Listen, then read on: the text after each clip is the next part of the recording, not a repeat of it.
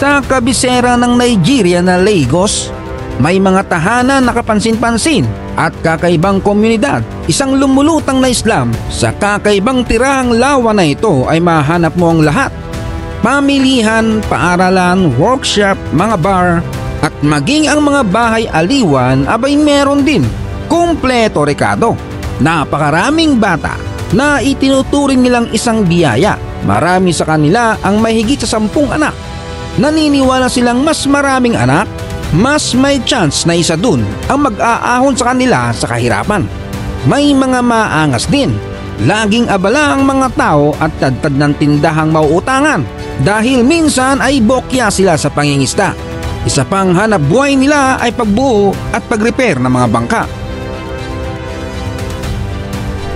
Mahirap ang buhay pero makikitang masaya ang karamihan.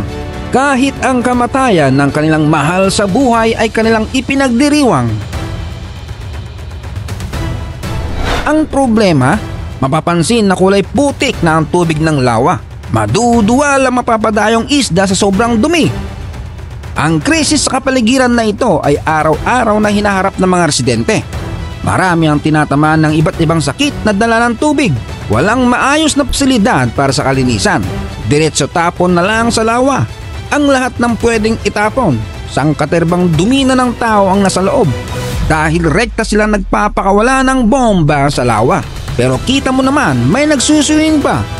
Madalas silang magkasakit ng malaria lalo na sa tag-ulan. Mayroon ding paglaganap ng kolera, typhoid fever at anumang sakit na naipapasa ng kontaminadong tubig. Mahirap man ang sitwasyon nila dito ay nananatili silang nakatindig kahit na pinapalayas na sila ng pamahalaan ng Nigeria.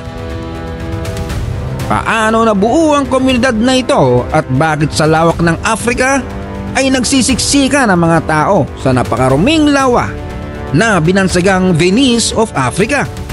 Ang Makoko.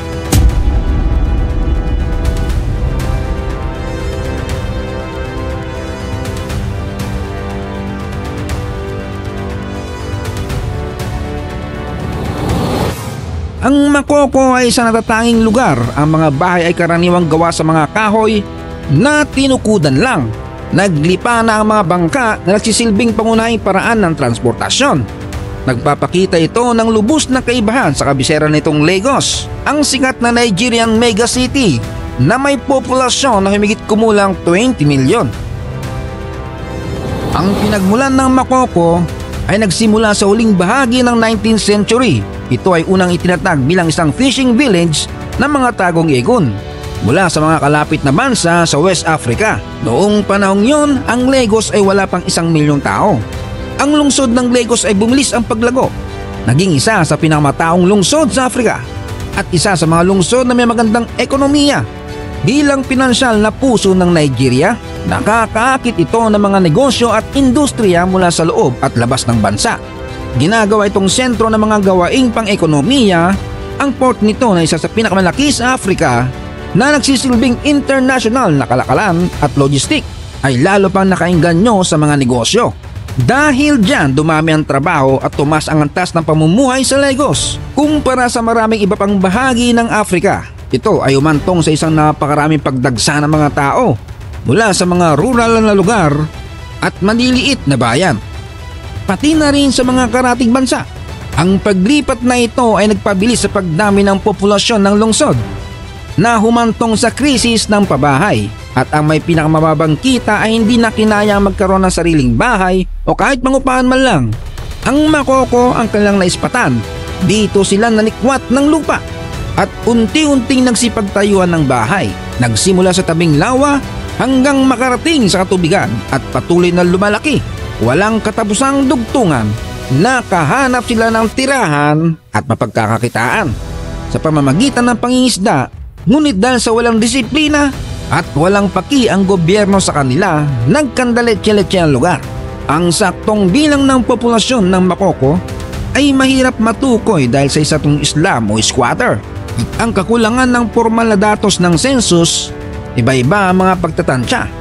Ngunit madalas na naiuulat ng populasyon ay humigit kumulang sa 200,000 katao at may nagsasabing umaabot na sa 400,000 na halos dayo sa Nigeria. Ang mga pangunahing naninirahan ay ang mga taong Igon na orihinal na mula sa karatig na Republika ng Benin. Malaking bilang ng mga residente ng Yoruba, gayon din ang mga migrante mula sa iba't ibang bahagi ng Nigeria at iba pang bansa sa kanlurang Afrika ay naroon din. Lumikha na isang komunidad na halo-halong wika kung saan ang Igon, Yoruba, French at English ay karaniwang sinasalita. Nandyan din ang relihiyon, karamihan ay Kristiyano at Muslim at ang mga tradisyonal na paniniwala sa Afrika. Gayunpaman ang organikong paglago ng pamayanan ay kakulangan ng formal na pagpaplano sa lungsod ay humantong sa hindi pagkilala ng gobyerno ng Nigeria sa Makoko at wala ito sa anumang mga mapa. Ang siksik na populasyon at limitadong espasyo ng lupa nagresulta sa masikip na kalagayan sa pamumuhay. Ang kasigipan na ito sinama ng hindi sapat na mga pasilidad sa kalinisan at pinalala pa ng polusyon. Halos hindi na makagalaw ang tubig dahil pinipigil na ng basura ang daloy nito. Wala ng isda sa madilim na tubig malapit sa mga bahay. Naglalayag na mga mangingisda sa dagat para makapangisda. Sa kabila ng paglaki nito, ang Makoko ay nananatiling nagsasarili. Bumuo ng sarili nitong rules at governance structures. Ngunit naging muta sa mata ng gobyerno ang Makoko. Nakasira sa makabagong imahe na ninanais ng Lagos na may pakita. Ilang beses tinangka ng gobyerno na gibain ang kanilang mga bahay at palayasin sila sa mga nakaraang taon para i-develop ang lugar. Isa sa mga aksyong paghaharap ay naganap noong 2012 nang ang pamalahan ng estado ng Lagos ay nag-issue ng 72-hour eviction notice sa mga residente ng Makoko. Ang mga pagkilos na ito ay nabigyang katwiran ng gobyerno. Kinakailangan nilang mabawi ang waterfront para sa mga development project. Naglalayong gawing mega city ang Lagos. Dumating ang gobyerno kasama ang mga pulis at sundalo upang ilikas ang komunidad at sirain ang kanilang mga tahanan. Sinubukan ng mga tao ng Makoko na lumaban pero isang pinuno ng komunidad na si Timothy Honpoyanwa ay napatay ng mga pulis. Naging dahilan upang ihinto ng mga autoridad ang proseso ng pagpapaalis. Noong panahon yun, 30,000 katao ang nawalan ng tirahan. Nagdulot ito ng lokal at international na panawagan sa paglabag sa karapatang pantao. Hanggang ngayon, ang mga residente ng Makoko ay nabubuhay nang may takot na baka isang araw maaaring tuluyang masira ang kanilang mga tahanan at alam nilang wala silang maasahan sa gobyerno. Sa katunayan ng sumiklab ang malaking sunog sa Makoko ilang taon nang nakakaraan, pinaniniwalaan ng marami na hindi ito aksidente. Ito'y pakana ng gobyerno. Ang mga bumbero ay sadyang tinagalan ang pagdating para mas malaking pinsala ang mangyari. Bagamat ang mga tao ng Makoko ay hindi maaaring umasa sa gobyerno at pagpapatupad ng batas, ang komunidad ay hindi sumuko na labanan ng krimen. May mga namumuno sa iba't ibang bahagi ng waterfront na kilala bilang bales. Naglilingkod hindi lamang bilang mga pinuno, ngunit bilang mga tagapamagitan, tagapagtanggol at gabay para sa kanilang mga tao. Para silang mga kapitan ng barangay, ang kanilang autoridad ay hinango mula sa kombinasyon ng tradisyonal na pagiging lehitimo at ang paggalang na ibinibigay sa kanila ng mga miyembro ng komunidad. May mga maigpit na alituntunin para sa mga gumagawa ng krimen laban sa mga tao. Halimbawa, kung may mahuli magnanakaw, siya ay isasakay ng bangka at iikot sa buong nayon ang kanyang pagmumukha para malaman ng lahat na magnanakaw siya.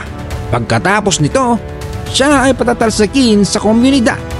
Ang kakaibang paraan ng pamumuhay ng mga taga-Makoko ay nakakuha ng malaking interes mula sa mga turista at mga vloggers. Pumupunta sila sa Makoko upang matuklasan at maranasan ang mga katotohanan ng buhay sa isang lumulutang na Islam.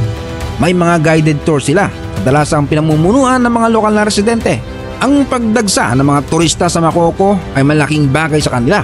Nakakatanggap din sila ng mga donasyon sa edukasyon at sa kanilang health center at para maiparating din nila ang kanilang hinaing at kalagayan sa gobyerno ng Nigeria, pati na rin sa buong mundo.